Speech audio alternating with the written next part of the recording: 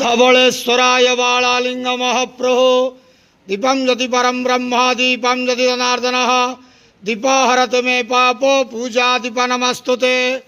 धवलेश्वराय बालालिंग महाप्रभो संसार सुखी रखंतु।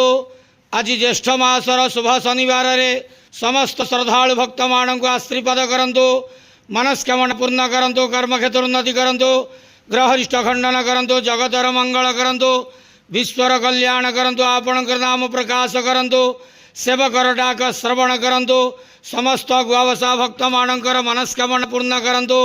जो जो भक्त माने आपणक पाखरे मानसिक रखिचंती तांक मानसिक पूर्ण करंतु। धवलेश्वराय बालालिंगाय नमो नमः।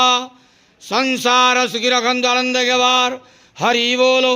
आज ज्येष्ठ मासर शुभ शनिवार रे समस्त श्रद्धालु भक्त मान को आशीर्वाद करंतु, आनंद के बार हरि बोलो।